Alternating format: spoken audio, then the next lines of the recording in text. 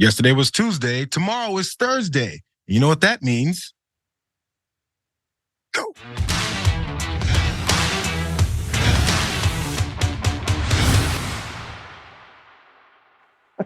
First piece of big news, David. Wow, what an open. I love that, Jayar. Man. Quick note to all you guys out there. I'm looking for the old school TYT folks. As a matter of fact, I'm going to find out now. That intro that I just went with, yesterday is Tuesday, tomorrow is Thursday. You know what that means? The first person who can tell me where that's from, you get the Blue Apron gift card. I need my old school TYT folks to let me know if you guys are here, if you guys know what's going on. Let me know. It's going to be in the comments as we go through this first break, but that's 100% the Blue Apron gift card person. So if you guys see the first person that tells me where that line is from and why I said it, it's all over.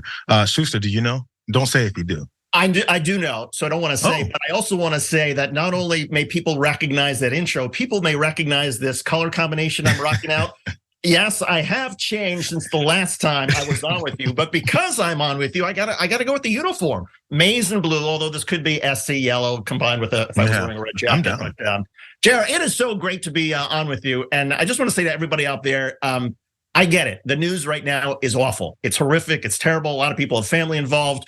Jayar and I are not going to talk about that. There are plenty of other places where you can deal with that. We're instead going to talk about some stuff that I think may amuse some people, may make you laugh, give you something of a distraction from some of the horrible news that's going on in the world. And so, Jayar, thanks for the opportunity to join me on this. Absolutely, I appreciate you, and also mentioning that because we do understand what is happening across the world. As we've seen many conflicts across the world happening, and the horrific nature of how many people are involved and affected by this. The one point I wish we could see, and I think about this on a daily basis when these things aren't in front and center on our faces, is I don't know why us humans can't be humans and live amongst each other. I do know why, but I wish those factors weren't there. They're always there, and this is half the reason why we talk about the things that go on in our country and that affect all these other countries as well. And that starts many times with our leadership politically. So it's not always a team thing back and forth. We like to talk about Michigan SC, which we will soon because these things are getting a little bit tighter as we go on. But let's go ahead and start with some of the people who are looking to be leaders on the Republican side. They are running for president. Of course, we got more primary updates. Let's start with the guy who used to be the heir apparent. Some people will be with Trump no matter what, but I think the bulk of the people are people that appreciate what he did. They also understand that he's got limitations in terms of his electability. He would be a lame duck on day one if he could even get elected. I think he'd have major problems with personnel. And of course, he didn't deliver on his core promises to drain the swamp, to have Mexico pay for the border wall, or to eliminate the debt. He added $7.8 trillion to the debt. So that's all fair game. We're going to be able to make that case. Ron DeSantis is looking to finally go in on the attack against Donald Trump, and by name. It almost made me forget his name. They don't say it enough. But did you guys notice? I ran this clip on watch list clips from before a couple days ago, and you notice that anchor on CNBC as DeSantis is trying to get through his, I guess, a piece of his normal stump speech that they've created for attacking Donald Trump is, okay, Ron. Okay, yeah, sure, yeah.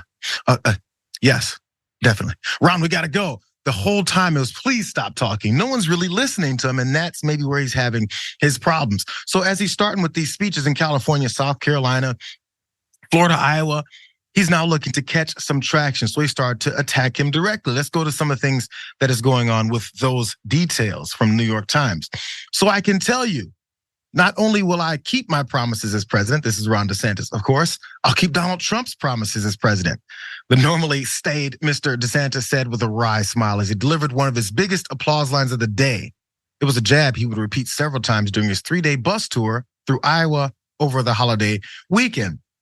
It's a theme. It's something going on. The thing with repeating speeches that you've had in multiple places, those crowds may not have seen it, but we've got all these cameras and they follow these guys everywhere the way that they didn't used to. So we see the repetition and looks a little bit rehearsed. We know it's always been that way, but damn, times have changed. So we get to see the way he's gone about this. He also took to Morning Joe to talk about what would happen if Trump is the nominee. Let's see what he has to say. Look, going forward as Republicans, my argument's been very simple. If the election is about Joe Biden's failures and our positive vision for the future, which it would be if I was the candidate, we will win. If it's about what piece of paper or document was left at the toilet at Mar-a-Lago or all these other things on January 6th, if that's what the election's about, then it's going to allow Biden to be in his basement, and they are going to be able to do it again. Joe, there are millions of voters out there who don't like what Biden's doing, think the country's in the wrong direction, going in the wrong direction. They want to vote for a Republican, but once it's Donald Trump, that's just a deal breaker for them. They just won't do it. I saw a report, I think on your network, where someone said he was a Republican. He said it didn't matter. He would do Biden. That's just a reality that Republicans have to face up to if we want to win. And we saw these losses in the most recent elections, 22, 20, 2018. Let's give them America a chance for a fresh start. Let's give everyone a fresh start here. Did you guys notice the way he went about some of those things that Trump is going through? He was talking about his the putting classified documents in bathrooms, getting hidden there. He wants to mention that stuff, but he doesn't want to necessarily openly criticize it. So he downplayed it, but still put it in people's ears. These weird political tricks, which actually aren't that weird, they're tried and true. They've always done it this way. But when it comes to the folks you're trying to talk to and appeal to, which comes to MAGA voters and Republicans in general, they're not picking up on these nuanced points. Only planted in his head that he still had these issues with documents, while at the same time saying that who cares about those issues with his documents? We have to go after Joe Biden. It's too many tricky flip-flop back and forth kinds of ways to play with the English language to get people to be on your side. Maybe that's why no one's really listening to him or really backing him up at this point. Donald Trump did respond, but first, I wonder if you think, maybe I'm a little too hard on Ron, David. Maybe this is an approach that needs to work because, like I said it from the beginning, why aren't they going after Donald Trump? Why aren't they going after Donald Trump? Now that they are, it'd be, I guess, ridiculous for me to say that he's doing it wrong. Anything works, right? I mean, I think the message now is probably the right one for Ron DeSantis. It's just too late. I mean, he needed to do this from the very beginning. He has not made up enough ground to bury himself. And he's also got another problem. Never mind, his messaging has been all confused until perhaps the last couple of days. He doesn't have charisma.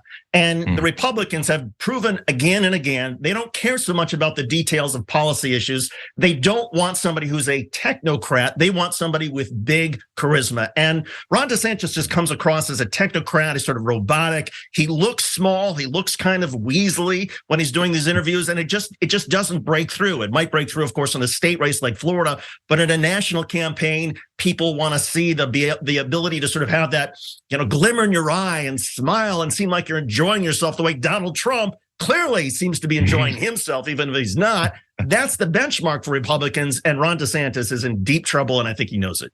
Let's go to that benchmark because Donald Trump did respond. He went over on Truth Social and he truth posted and did one of these things, but he went after Ron DeSantis. And this is the approach that Trump takes that really resonates with his voters, which seems ridiculous, but it works. Here's what he said. Still, on the Ron DeSanctimonious, has the poll numbers of a wounded bird falling from the sky. I'm up on him by 57 points and going higher. He has proven to be a terrible and inept candidate who even fought Social Security and Medicare. That's how he slips in some of the things he's mad at him about, which, by the way, Donald Trump would also cut. He will soon be out of money and dropping out of the race for president. After having single-handedly gotten him elected governor with no thanks or glory, it has been a beautiful thing to watch.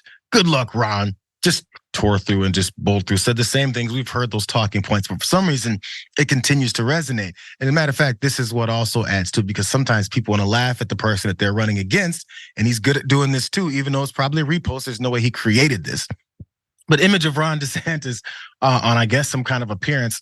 And other than look at what are those types of shoes response, Donald Trump, of course, reposted someone pointing out, asking, tell me he's not wearing hidden heels. And then, of course, there's a little outline of what it could possibly look like, which after you look at it, you can't unsee it, whether it's true or not. How much does him wearing potential hidden heels and him trying to make himself 3 to 4 inches taller have anything to do with their policies, their differences of opinion, how they would potentially run the country as president? Nothing. But that sticks. And that's what matters to these folks. Before we go to Nikki Haley, I guess these attacks work better, huh, Dave? Well, it's kind of like, Donald Trump is like the cat that's having a great time sort of playing with the mouse that is half dead and sort of hitting it in the head and dragging it around and not eviscerating it yet, but just sort of laughing as he's doing it. And that resonates to Republicans. And again, I mean, there are a lot of people who are now worried that not only is Ron DeSantis going to lose 2024, he's not going to have a chance in the primary, but he may have permanently ruined his political chances in the future because of how bad this campaign has gone for him. And a lot of people are realizing you can't transplant a personality even in 4 or 8 years. And that seems to be Ron DeSantis's biggest problem. He has very little personality that appeals to most Republicans. Donald Trump has a huge personality. And even if it's not Donald Trump, if it's Nikki Haley or somebody else, Ron DeSantis is in trouble. There's kind of nowhere else you can go. I made the comparison about another former Florida governor who ran for president against Donald Trump and got embarrassed and laughed at and highlighted all of his blunders, one Jeb Bush. There's nowhere else you can go. If you don't make this point, it's not like you're going to go in and run for Senate. You're the governor. You can say, I'm the president of a state. That's his calling card. That's what any governor may push. I'm not sure. There's the hierarchy of political office. You can be in the House of Representatives, then Senate. That's more prestigious, higher presidency. Governor. I feel like governor, I could be wrong. I'm not like some kind of political guru. Governor seems to be in a higher notch than a senator, because you're running this entire state. You can say, I have executive experience running a state. Therefore, I could transfer that to a national stage. If you don't get to that point, what's next for you outside of being a lobbyist or some kind of consultant?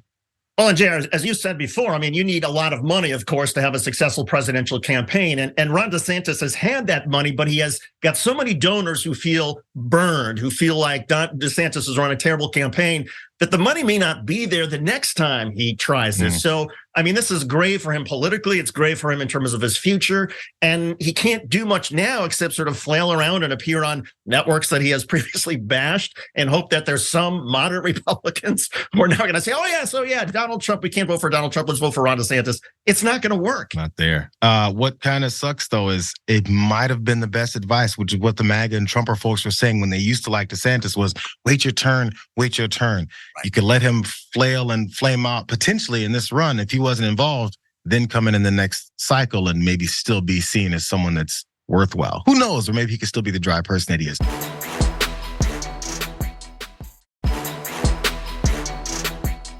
Let's go to someone who has actually been gaining some traction and potentially could be the kind of person that comes after Donald Trump's position at the top spot. So that's one, Nikki Haley, as you see there, the very stoic Nikki Haley looking to take her spot. Let's go to what the New York Times is saying about what she's doing as she's gaining numbers in the polling area and fundraising, of course, the most important thing when it comes to politics. Ms. Haley, who according to her campaign has raised $11 million across her political committees, entered October with significantly more cash on hand that can be spent on the 24 primary than Governor DeSantis of Florida.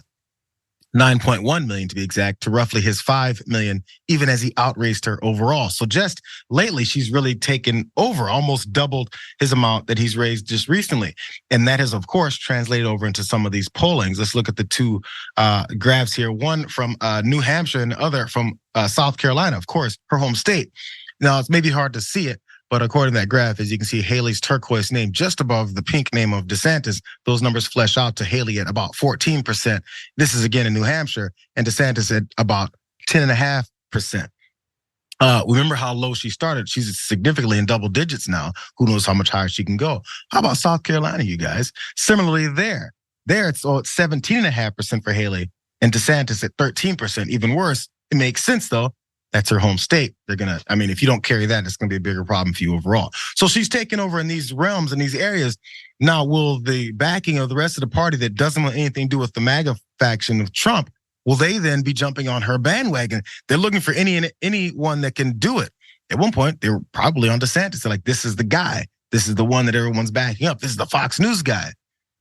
Well, there's a couple people who have some advice. For one, another South Carolina candidate here, Tim Scott. Matter of fact, George Will, who's a big-time Republican and now a columnist, was talking about what Tim Scott should do. What does Tim Scott have to do with Nikki Haley? This is what he said in the Washington Post. He says, this is the South Carolina senator's choice. He can acknowledge that his energetic campaigning has failed to enkindle sufficient enthusiasm and depart as he campaigned cheerfully, or he can try to become someone whom, to his credit, he has no aptitude for being, another peddler of synthetic anger, stoking today's rage culture. So he's saying he should probably continue to be this nice guy he is, get the hell out of this race, or the only way you can stay in is to become this angry person that gets to yelling at people and talking about conspiracy theories, which he's dabbled in a bit. More, though, from George Will. He says, by catalyzing a coalescence around Haley, Scott could transform the nation's political mood. As long as the Republican race pits Trump against a cluster of lagging pursuers, the nominating electorate cannot ponder a binary choice. When, however, it is Trump against one experienced, polished, steely, and unintimidated adversary, voters can internalize this exhilarating reality. There's a choice suitable for a great nation. He's talking big game, but I'm not really sure if that would be the one. Anybody you got to prop up, because it looks like Ron DeSantis is falling apart.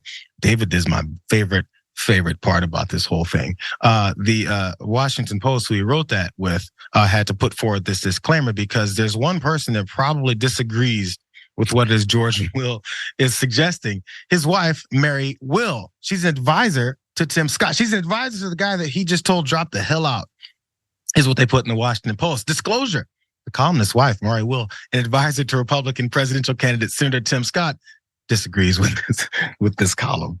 You think? You want me to just dinner time conversation, Jayar? I mean, this is what I've just been dying ever since I heard this. Can you imagine George Will saying, honey, I'm going to be writing this column about Tim Scott suggesting that he get out, that we need to consolidate the Republican field. I'm going to suggest that we all support Nikki Haley, that she's got the steal. Tim Scott is cheerful. It's not his fault. It's the Republicans' party fault because they all want rage. And that's not Tim Scott. And she's like, you're going to do what? Are you kidding me? It's October. What are you talking about? So the conversation that they had must have been hilarious. Kudos to the Washington Post. It was I felt like sort of tongue in cheek. It's not just that, oh yeah, his wife is an advisor, but she disagrees. Perhaps the understatement in terms of verbiage, but it was a classic. This is the thing. Imagine you're working at your high-rise office job. Your husband steps in and says, this company is destroying our environment, our society. It needs to be shut down immediately. And your wife is sitting like, bro, I have a job. Do you want me to be unemployed? Is that the problem? Am I making too much money for you? Are you a traditional Republican? Who knows what the motivations are? Obviously, it's political. And he really doesn't care about whether or not his wife's job is up or not. He just wants something good for the country. Congratulations to George Will. I love that part. Yeah, maybe Nikki Haley ought to say, to join George Will, say, look, George, I'm going to offer your wife a position. If she in fact leaves the Scott campaign, stops, I promise you, George Will, thanks to your endorsement of me, I will make sure your wife has a position as an advisor with my campaign. Sometimes that's how this works. I'm not sure if Nikki Haley would do that, but if I were Nikki Haley, that's what I would do. Well, and make sure I'm not saying it wrong, right? Tim Scott, South Carolina. So all same state, that'd be part of, I think, his plan for that. I mean, let's keep real. Tim Scott doesn't have a chance, but who knows when someone can actually drop out or how much his endorsement backing Nikki Haley may really help. I don't know. Maybe just something, it doesn't hurt, right? Yeah, it can't hurt. And part of this is timing, right? I mean, Nikki Haley's going to want Tim Scott's endorsement at a time when it's most advantageous to her. Is that now when she's starting to perk up a little bit in the polls? Is it, right before, the primaries begin, the Iowa caucuses, when there's more media attention? I imagine that if Tim Scott is serious about wanting to help Nikki Haley and have an alternative to Donald Trump, I imagine that he and Nikki Haley and their campaigns are already talking about it. At least one would hope so. Can I ask you something? Because I feel like you are wiser on this than me. I'm putting my hat on is that sometimes I try to see the perspective from these conservatives and Republicans. If I'm a hardcore Republican, this is what I'm dealing with. Is Nikki Haley, is it possible? Can she do something as far as going after Trump and say that Trump, rides off in the sunset, gets indicted, or actually, something actually goes down where his campaign is fledgling and it's struggling and someone else takes that spot? With Nikki Haley, President of the United States, how disastrous do you think that could be? Because we know many of their policies are all the same, but also Nikki Haley says a lot of things that you wonder what she really means. Jayar, that is a great question because I think when she was governor of South Carolina, she didn't have that hard conservative edge. At least the image of her was not the hard conservative edge one associates with Republicans in the South. And maybe she still has that image now, but to your point, her policies are very much in sync with hardline conservatives. She's more, of course, of a neo-hawk on foreign policy. She's not an isolationist. Right. She would support war in Ukraine, supporting Israel, supporting our allies, supporting military spending. But as far as like domestic issues, would she want to cut Medicare and Social Security? I think she might. And that's, that's where a lot of Republicans are. So policy-wise, I'm not sure it makes much difference. But again, as I I think a lot of Republicans are not looking for policies. They're looking for charisma. They're looking for an image. And she certainly right now seems to check off a lot of boxes in terms of being the possible anti-Trump with a little bit of charisma, a little bit more sort of thoughtful, and somebody who's got some experience. Yeah, I mean, honestly, if they end up with someone else besides Trump, that's one of those things that could, I think, attract voters that aren't strictly MAGA, because folks who are looking at it objectively and maybe don't find themselves along one political party or then find themselves dancing with it, that could be something where many people think, well, yeah, Joe Biden is old. Yeah, Joe Biden does have his issues. Yeah, Joe Biden, we don't sure what is happening. Or all the attacks that maybe even don't make sense about Joe Biden, they stick. And that'll be something that helps attract folks over to the Republican side, because it's either all or nothing when it comes to a Trump-style candidate.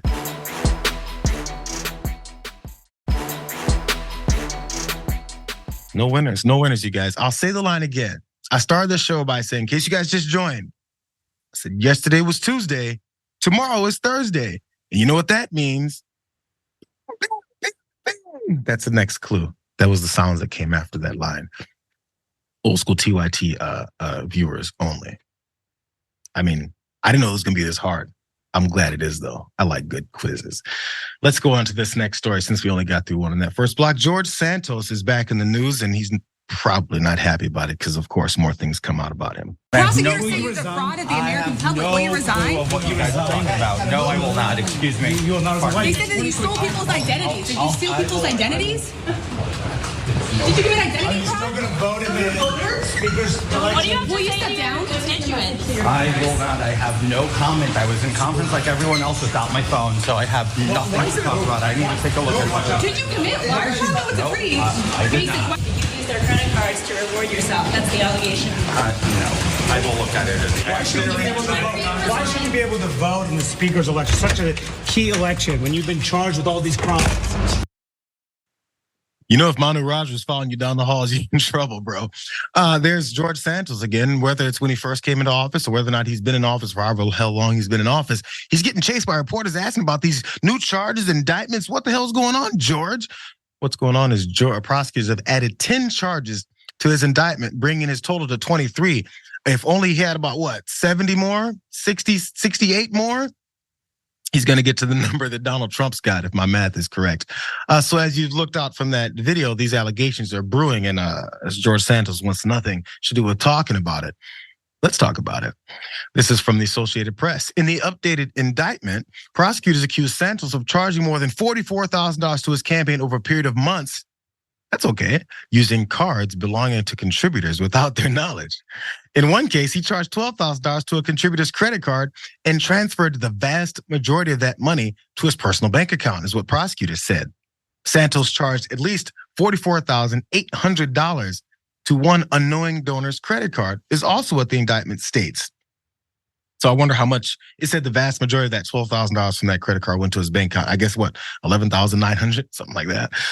Probably, but a little bit more, because these details, there's one line from the second part. It's repetitive a bit, but there's a clarification here that I think I want to let you guys know. So one of these charges was for $12,000, as we had mentioned, which was transferred to his personal bank account. Santos allegedly circumvented campaign contribution limits by falsely stating that various people had made the donations, including one of his relatives, more like a bunch of his relatives. Really fast, the 10 new charges against Santos came about following testimony from the representative's former treasurer, Nancy Marks. So he's got people flipping on him. She was a close aide to Santos during both of his congressional campaigns and a longtime political operative. Apparently, you can't trust her. So speaking to the judge, Nancy Marks outlined a scam that she said was intended to hoodwink Republican Party officials into throwing their support behind Santos. Because you know the thing that motivates Republican Party leaders, or let's keep it real, political party leaders, is money. You have to say you have a lot of money before they back you up and then give you more money. It's weird how that works, right? Details of that from the Associated Press too. So this is what he knew was the situation he had to get pushed. To impress party leaders, is what Marks said, Santos submitted bogus campaign finance reports, falsely saying he had loaned his campaign $500,000, even though in reality he didn't have that kind of money and the loan didn't exist. The fake loan made Santos look way richer than he really was. Sounds like Trump. And also helped him hit fundraising thresholds needed to qualify for backing from a national GOP committee. Reading from a prepared statement, Marks also said she had provided the FEC with a fake list of people who had supposedly given large donations to the campaign. Prosecutors said that that list included the names of multiple members of Santos's and Marx's families. So my cousin gave me 10,000. My grandma gave me 300,000. I got money, bro. Comes from all these people that I have no idea who they are, David. Yeah, it's remarkable. I'm not sure I've ever heard of. I mean, this is credit card theft. I mean, it may be fraud of all sorts of different kinds, but essentially he's stealing people's credit cards and using it for his political campaign. Most people use credit cards for all kinds of stuff, electronics, appliances, whatever. This guy was so vain, he was spending it to try to impress the Republican National Committee to say, look at all the money I have. He was trying to float up the value of his campaign account. And meanwhile, these poor donors, I mean, they find out not only have they given money to a guy who totally made up his background and his biography, but now he's also taking their credit cards. I mean, this is pathetic. This guy's gonna end up in jail sooner than later. And I still can't figure out why the Republican Party just doesn't dump this guy. I mean, it's really so embarrassing. I guess now they have other things to deal with, especially in the House with one Kevin McCarthy who was backing him up silently, but then when someone asked, he had to say it openly. He's not even speaker anymore, so I'm not sure if he has much to say about him either. They're hoping for that slim majority to continue, I guess, governing, which they can't do either. So that was the reason why they kept him, and keep him apparently is only more of a headache because you still can't govern. Let's go to this next story because there's a guy who's in the Supreme Court who can't justice. His name is Clarence Thomas. Supreme Court has been pushing a lot of conservative opinions lately, as one Donald Trump and many people in the Republican Party were hoping for. But Clarence Thomas still ain't happy. What's going on? I think you guys might be able to see what this may connected to. Clarence Thomas is upset because the High Court declined to review a challenge to the precedent set in New York Times versus Sullivan, previous case, which was a landmark ruling that instituted a requirement of, quote, actual malice to be present for public officials to sue over defamation. We're talking about defamation and public officials having the ability to sue and lowering that threshold. Why would Clarence Thomas care about this? Let's remember. Here's the case that they were talking about that they turned down, that he's upset about. Supreme Court declined to hear Blankenship versus NBC Universal LLC, a lawsuit brought by coal magnate Don Blankenship, who in 2015 was convicted of this is a big part, of a misdemeanor charge of conspiring to violate safety standards at a Virginia mine where an explosion killed 29 workers. I remember this. Blankenship was sentenced to a year in prison and fined $250,000. Blankenship then sued NBC Universal, alleging that the news company had defamed him by describing him as a felon because it was a misdemeanor charge, and they called him a felon. How dare they? It is incorrect, and it's a much stronger wording for what is someone has criminally been charged with, so I understand that. But using that is a part of what is then went to Clarence Thomas. So he agreed that this case doesn't need to be seen by Supreme Court. So, surprising, but he still has, what's it, a stick in his craw? What's the term? I don't know these old school terms. Someone's in a craw or something's in your ear. I don't know. But this is what he said, because he actually cited a different case where he wanted to lower this threshold. So this is where the nuance came in for Thomas. He says, I continue to adhere to my view that we should reconsider the actual malice standard. He's referencing his previous opinion in Coral Ridge Ministries Media, Inc. versus Southern Poverty Law Center. New York Times and the court's decisions extending it were policy-driven decisions masquerading as constitutional law.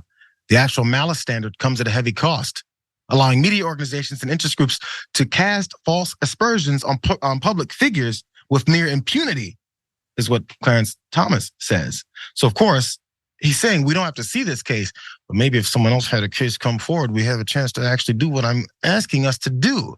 So as he says this publicly, of course, Republican operatives, who are of course part of getting him in this position he's in, and the people that he serves, as far as what they've given and also what it is he decides on, maybe they're hearing what he has to say. So maybe they'll bring forward a case for him to actually discuss about later.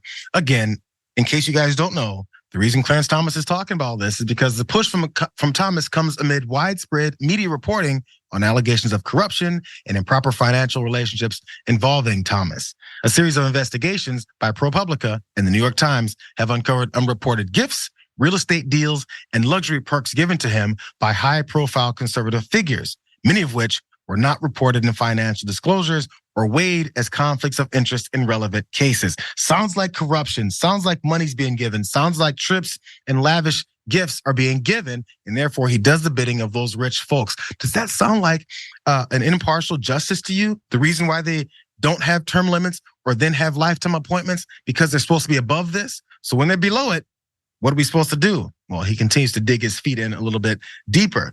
One more piece before you jump in here, David. There's another high-profile figure that has reasons to also believe in the same type of standards, lowered standards that Clarence Thomas wants. You might recognize him and you might see why. Watch. We are going to take a strong look at our country's libel laws so that when somebody says something that is false and defamatory about someone, that person will have meaningful recourse in our courts.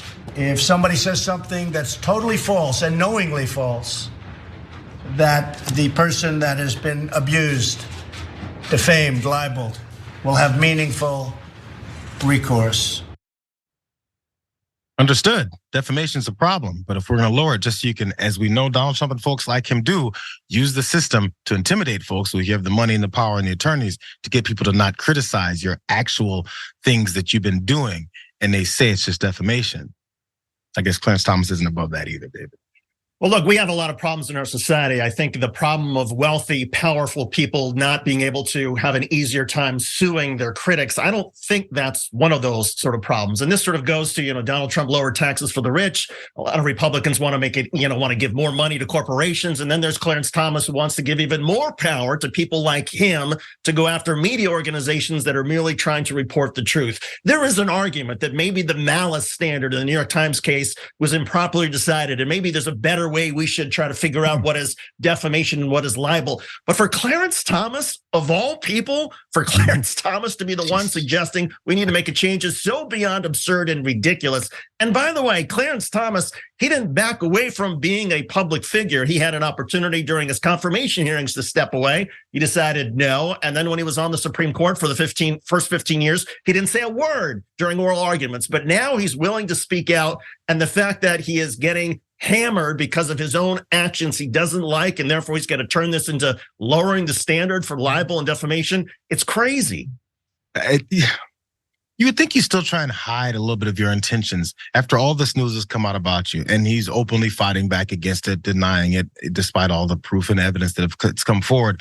But then this is your next step. Do you think this is something that people don't understand or see the connection to? And maybe this is worse for your image, which again, he doesn't give a damn about, because look, I'm in the Supreme Court and therefore we can do whatever we want. And then when someone says there's corruption involved, we can say, no, there isn't, because we're above all that. That does not sound like the country that we describe all the time. That's the shining example on the hill, the best judicial system in the world. Well, better than most, we like to sometimes now say, because we know the flaws in it. How about the top court allowing someone who's openly a part of bribery schemes to then not try and make this personal with changing defamation laws so that he can sue folks more to keep his name out of their reports about things he's actually done, so that he can continue to influence cases that affect other folks that don't have the power to then change the rules or laws or challenge certain defamation rulings for their own benefit, solely for themselves, and maybe someone else is just as corrupt as they are. Well, and for the benefit of all of us, Clarence Thomas is digging his hole deeper, which is not something you're supposed to do. I mean, a lot of people may have forgotten or weren't paying that close attention to all of the malfeasance and the financial irregularities and all the trips and everything. Yeah, it was a big story, but it was a big story a while ago. For Clarence Thomas to jump in now, all he's doing is re-shining that very bright spotlight on himself and all of the questions that people have, as opposed to just let it go if you want to move on. But instead, I mean, I think that's how it works with a lot of people. They're so powerful, they're so full of themselves that they have to react to everything. And they have to take every opportunity to say the media is wrong and I'm right and I've been unfairly criticized. No, you haven't. But thanks for reminding us about this story to begin with. You know who's going to be all right? It's Clarence Thomas. He's going to be okay, no matter what. But people can't be content with being okay. They have to dominate. It's the way folks work. That's how they get in power. It's a sad state of human affairs. Let's take this next break. I'm still waiting. I hope it's there. I haven't opened the document yet. I hope it's there. Where's my answer? Where's my answer? Where's that jingle from? This will be the first day ever that I don't give out a Blue Apron gift card. I need you guys to help me out here. We'll see you in a second. I'll read some comments.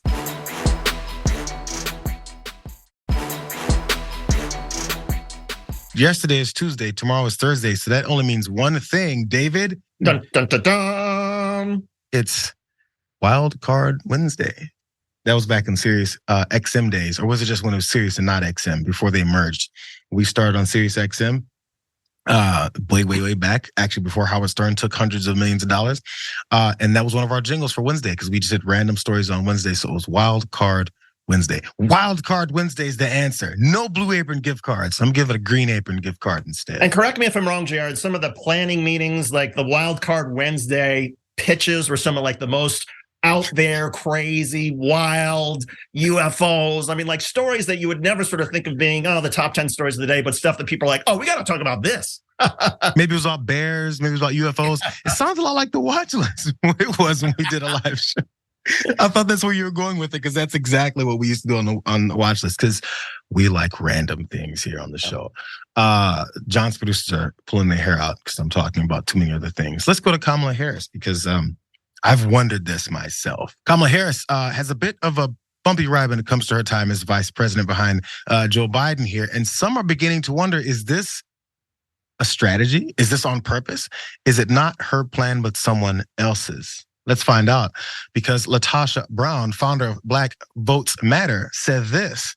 I think there have been saboteurs within the administration.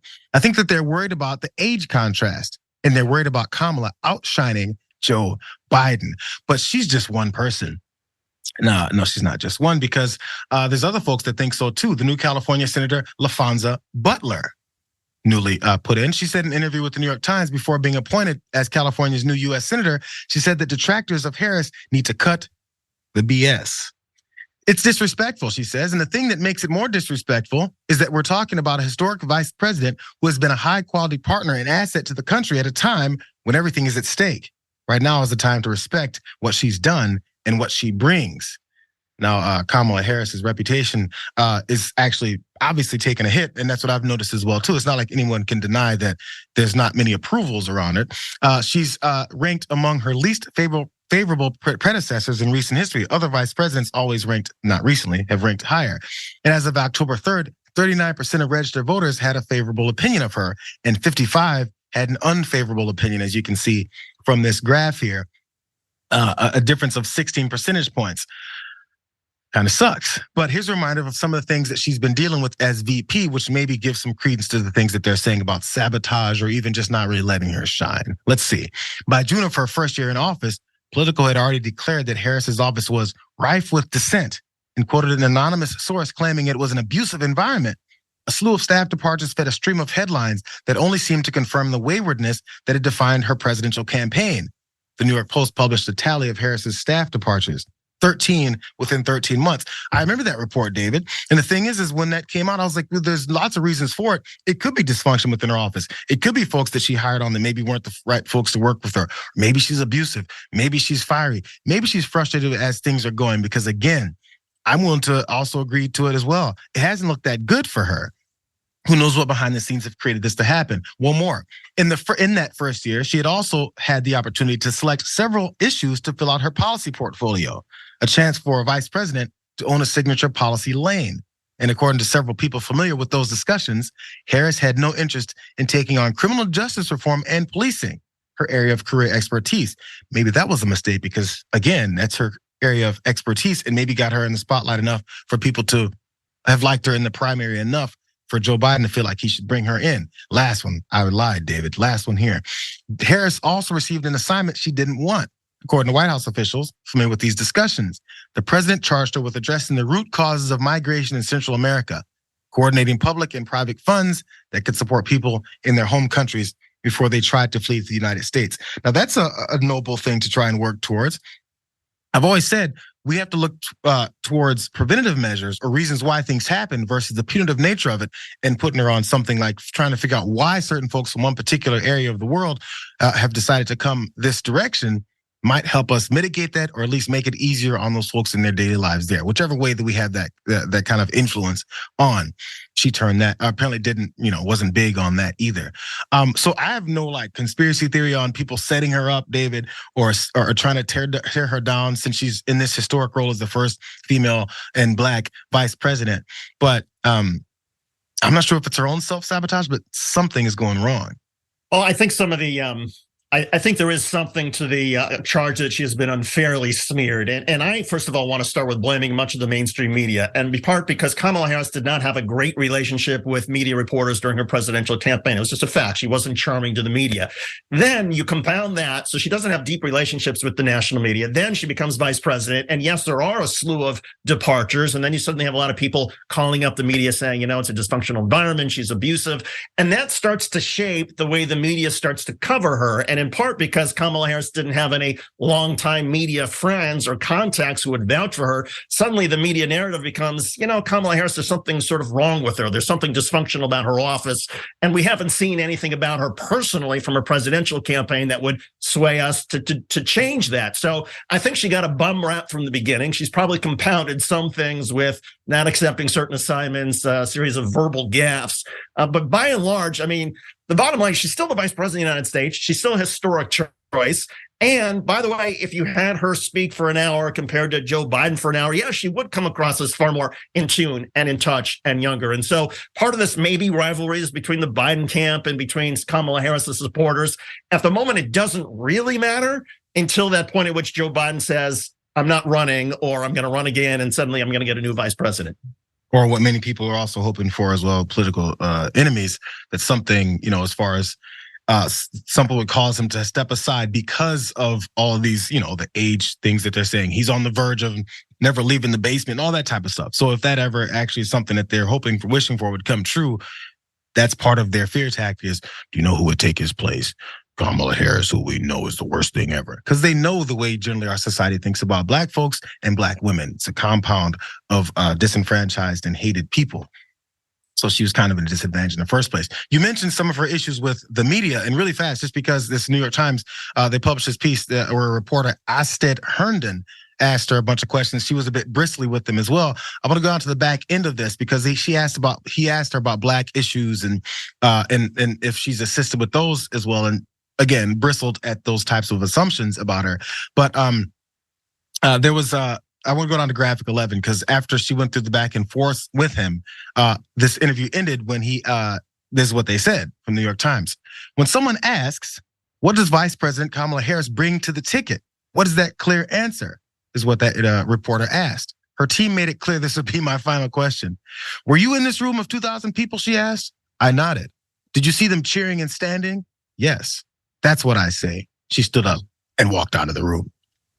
So not one to answer questions directly, just about what it is she brings to the table, specifically as far as maybe policy or what she does to support the president or what she's brought as far as energy. Maybe that's what she's insinuating. But then again, there's energy, and for sure people are looking to support her.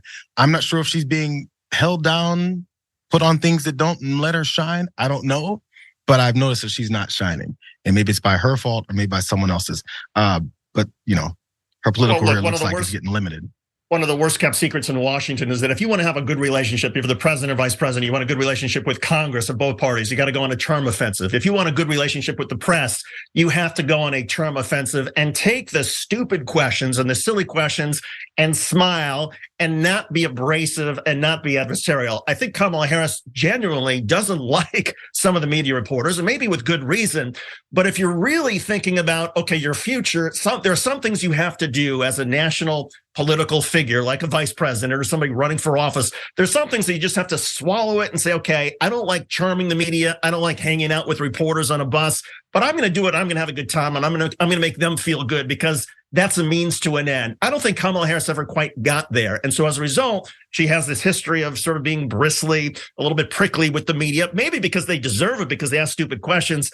But that ends up coming back to hurt Kamala Harris, because when the media decides, okay, are we going to do a story about Kamala Harris? Is it going to be, 60% good, 40% bad? If she has a, good relationship with the press, maybe it becomes 70 or 80% good and 20 or 30% bad. She doesn't get much help by the margins because she hasn't sort of gone that extra mile. Should she? I wish that wasn't the case, but that's the reality of how Washington works. Yeah, she seems almost nervous every time she talks in front of cameras. That's where like the nervous laughter that people make fun of comes from, I think. This is, again, all assumptions on Kamala Harris. But at the same time, because of maybe what she's seen, the descriptions of her, she's always thinking What is this going to look like? How am I going to come off? What are they going to say about this now? And you end up not being authentic at all. Maybe that's what's affecting her. Who knows?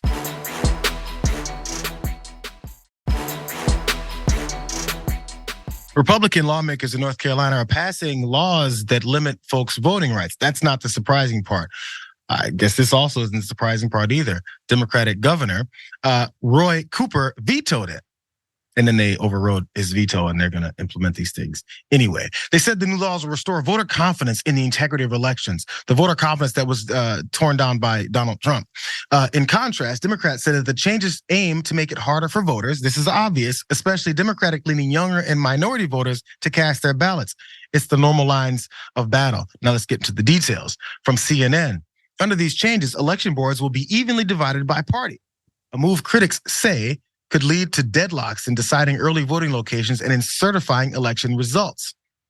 Traditionally, the governor's party has held a majority in election boards, which GOP State Senator Paul Newton, one of the bill's sponsors, said, quote, allows the party of the governor to manipulate the system.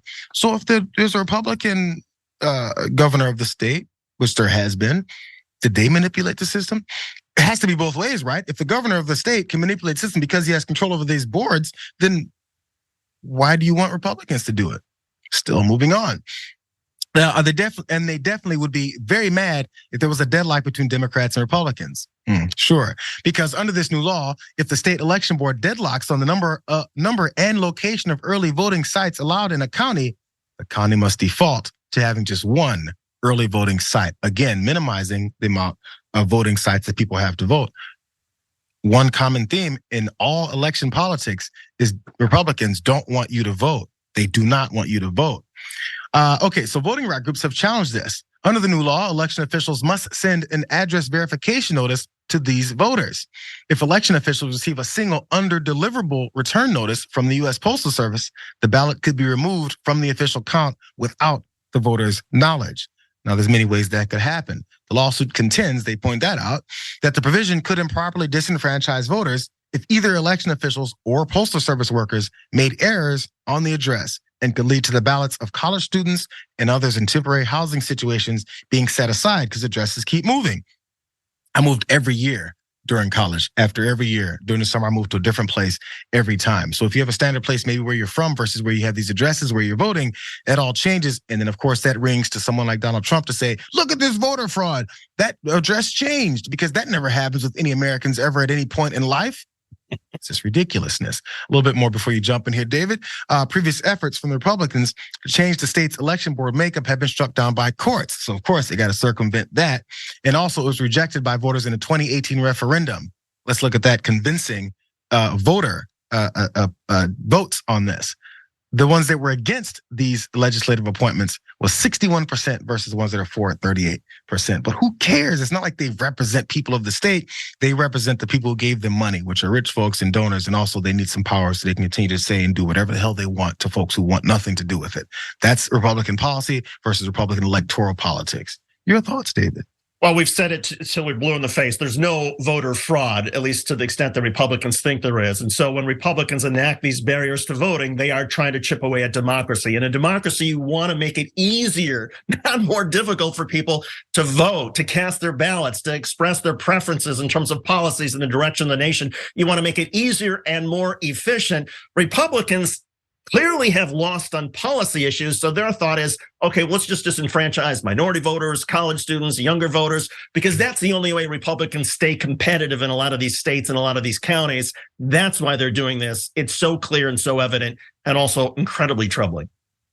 I say it every time. Look up Paul Weyrich. I think it was 1981. Told a bunch of Republicans he's this ringleader and mind leader of their approach to electoral politics. He goes, you guys like this goo-goo policies where it's good for people to vote. I don't want people to vote. The more people vote, the more we lose. I want fewer people to vote. So you think they don't put that in policy when they know that's a standard belief system of theirs? And they're telling the truth. The more people vote, the more Republicans lose, because more people are opposed to their policies. There's a reason why they don't say their policies out loud that much. Ask them what their policies are, and you'll find you disagree with the majority of them. Just saying. The majority of the country does. Put it that way. Maybe not everyone. Let's take this break, you guys. This is the end of the hour. I didn't even point that out. End of the hour. We're going to the aftermath next. If you remember, We'll see you in a second. But if you're not, you can go to youtube.com/thedamagereport/join. Make all that happen. Come chat with us in the aftermath. We have a couple of stories we're going to get to there as well. So please stretch out your hands, your fingers, make sure they're all clear. Grab tight on those ass cheeks. We'll see you in a second.